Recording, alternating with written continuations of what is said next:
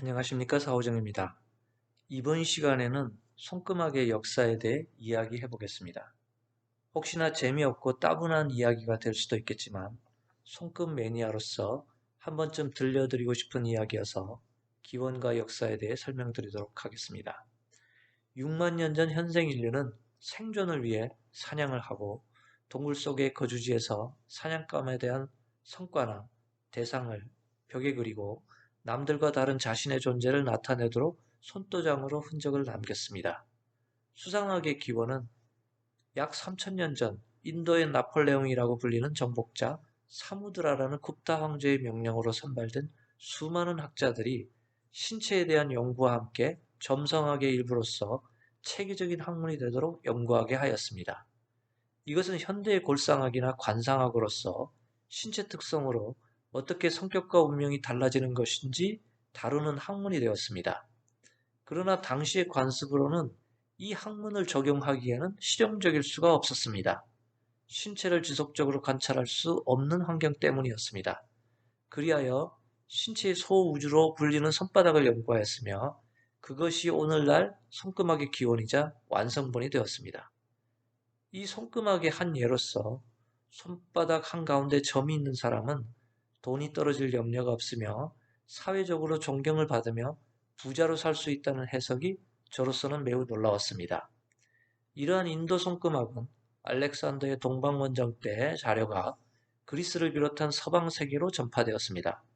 알렉산더의 스승 아리스토텔레스는 이런 손금학을 가르치고 참모를 뽑을 때 손금을 보라고 조언하였습니다.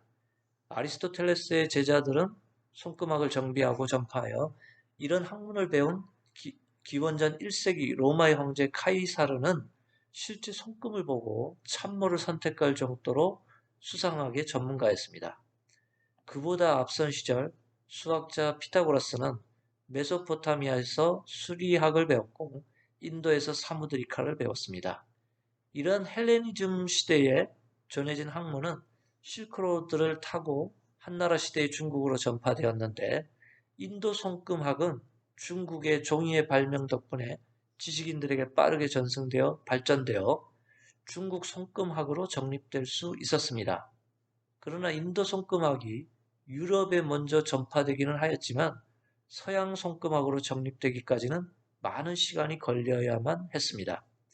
이는 종이의 문제가 아니라 중세 시대는 오직 유일신을 따르는 천주교 때문이었는데 신이 아닌 제3의 존재가 운명을 결정한다는 것이 결코 받아들일 수 있는 학문이 아니었습니다.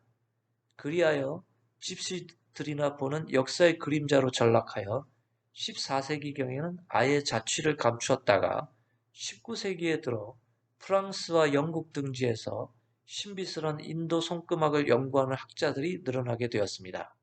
1900년 서양 손금학의 창시자로 불러도 손색이 없는 윌리엄 존 워너는 케이로라는 이름으로 활동하였습니다. 그는 인도에서 2년간 수도승의 사사를 받고 영국으로 귀국하여 여러 가지 책을 발간하였는데 인도 손금학을 기초로 방대한 양의 수상학을 정선하였습니다. 거기다 높은 정확도로 손금학의 혁명을 일으켰습니다. 발전된 중국 손금학은 케이로의 손금학 이론과 유사하고 구와 선의 명칭이 모두 같고 해석도 유사하게 되었습니다. 1903년 일본의 번성기에 케이로의 손금학이 전해져 그 번역본이 대중들에게 소개된 이후 현재까지 발전되어 정교한 해설서들이 많이 나와 있습니다. 손금을 보는 일은 본래 인간의 됨됨이와 건강 상태를 살펴보고 그의 미래를 예측해보는 학문이건만 출세하고 부자가 되고 싶은 일반인의 마음을 헤아려 얄팍한 지식으로 무장한 학자들이 개인의 미래를 엉터리로 점을 쳐주고 돈을 버는 집시 같은 사람들의 상술의 도구가 되었습니다.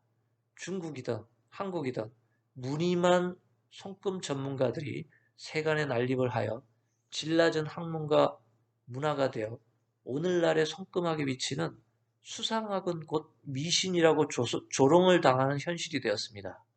실제 손금학을 배워보면 쉬워 보이지만 실전에서는 결코 쉬운 기술이 아닙니다. 특히 개인의 운명과 미래를 손바닥을 보고 빈부와 행불행을 점칠 수 있는 능력자가 되려면 많은 공부와 수련이 필요합니다.